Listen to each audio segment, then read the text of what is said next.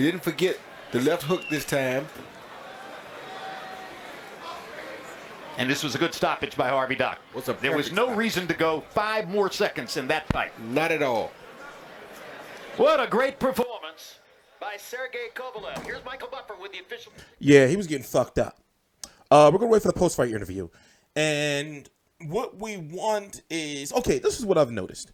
I've had the pleasure to interview Mr. Sergey Kovalev 3 times. The first time was at Hopkins versus Kovalev first press conference I've ever been to in life. Second and third time was at whatever, I forgot. Ward Kovalev 1 or Ward Kovalev 2, forgot. But long story short, he can be a son of a bitch sometimes. Now, me being a media member, of course, people say, oh, well, you're not supposed to talk about that. But, yo, behind the scenes, people don't really like Sergey Kovalev. And what I've noticed is, like, during this media workout, like during this promotion to this fight, he's been like a really nice guy. And the reason why I can say this is because a friend of mine, colleague, Rob over in Los Angeles, had a chance to interview and talk to Sergey Kovalev. And you put it this way, you can sense it. You can just feel that, he's really, like getting better. One time he tried to grab my camera. Ooh. And I always said, I'm not trying to be like a jerk or anything like that, but I'm one of them type of people, like, you're not going to be grabbing my camera. I'm not one of them type of paparazzi, So let's listen to the post-fight interview and see what he's talking about. This is real time. I haven't watched that. Well, I'm watching this now. Thank you very much, first of all, for your support. I did it, and my work very hard to champion status.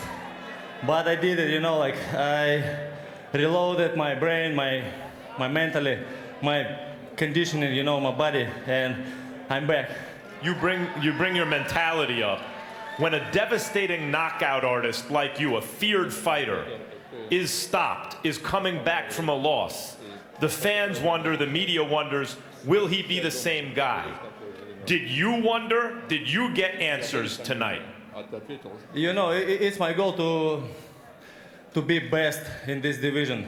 But I don't think that last fight I was stopped, it was an illegal decision by referee, And I still to fighting and ready to fight for all titles, unified titles. I'm here because I'm an athlete. I'm not businessman, here boxing. And I love boxing, and I'm here to make great fights. In a strange way, you're in a better position now than you were before the Ward fights. Andre retired, and a division that you dominated that didn't seem to have any interesting challenges for you. Suddenly, Bivol looks very good. Beterbiev is come on, and there are these challenges out there. How do you feel about your rivals in the light heavyweight division? I'm happy that belts right now has different owners, and this makes boxing very much interesting, because we can make good fights for boxing fans and also just for the boxing history, because I want to find out in the future we're right now just a belt holder. We should find out who is the best in light heavyweight division in the future. And now you seem to have some opponents out there who would be willing to make that fight with you instead of Adonis Stevenson, who for years it seemed didn't want to fight you. Yes, and Adonis Chickenson too, on my list, but I'm ready for any champion, for Dmitry Bivol, for Beterbiev, for Tur, because this is very good for boxing, and just let's do it, I'm ready. Sergey, congratulations. Hope to see you soon. Jim? See what I'm saying? And I like the fact that he's name dropping. Now, what we're going to do is, for the next about 4 minutes or so, we're going to talk about the 175-pound division, and basically that Sergey Kovalev is the old dog of these young fighters. Like even if you saw earlier, guys like Sullivan Barrera, Dmitry Bivol, who Sullivan Barrera is likely going to be fighting next. You got Albert Biev. You got Joe Smith, who is still out there, with a jaw injury. You got Badu Jack, who is now in the division that's rumored to be fighting, was supposed to be fighting Donna Stevenson. You got Alida Alvarez. In fact, let me pull it up and go look. We can go look at it right now in a little more detail.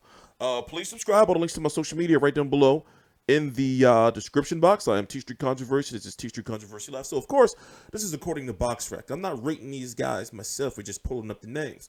Now, you got Adonis Stevenson, WBC champion. We don't know what he's going to be doing. And truth be told, I'm sick and tired of him. And also, he's 40. You got Sergey Kovalev, now WBO champ. You got Badu Jack, who's in the division. You got Sullivan Barrera, who in the fight before, this took on Felix Valera, and I don't feel he can beat Sergey Kovalev because of the multiple knockdowns he's had in his career, and Kovalev is a devastating puncher. I'll say it again. Kovalev is greatly underestimated as a boxer. Dude is good, and if you look at the first fight on the way he was handling himself and outboxing Andre Ward in the first fight. You see what I'm saying? We all know he's been drinking, and they said he was smoking cigarettes and shit too. So, to give respect where respect is due, you have to ask yourself if he was really doing the right thing and doing what he was supposed to be doing, in camp, and he wasn't, having that beef with John David Jackson. They went in on that, because John David Jackson was saying, like, yeah, he was drinking during camp. Roger Hunter even did an interview talking about how he was drinking in camp. And also, I talked about in the previous video that there's the perception going around among media that a lot of people don't want to talk about in media, but boxing fans are talking about it. Because in this day and age, we know what the fighters make.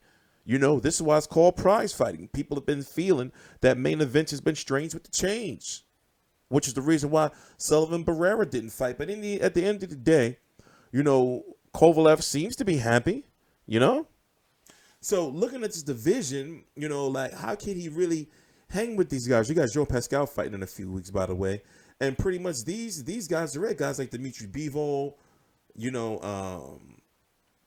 as I said, you got Badu Jack, Sullivan Barrera, Alida Alvarez, Alexander Grosdick, but I'm not sold on him.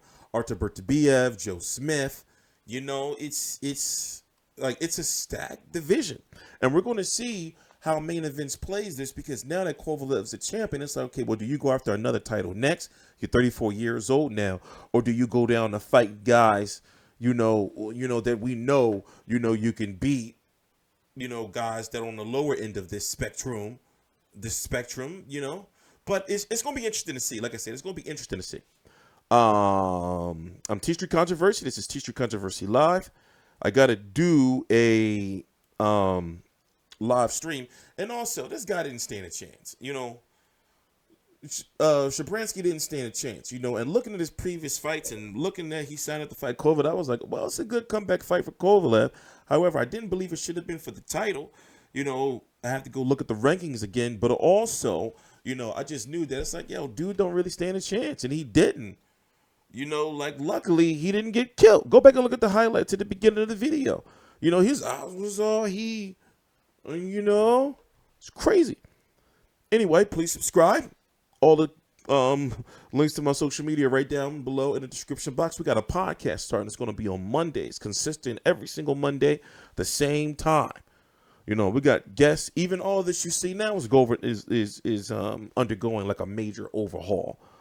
So we're going to close this year out really, really, really, really strong. I'm TstreeT Controversy. This is TstreeT Controversy Live. Please subscribe.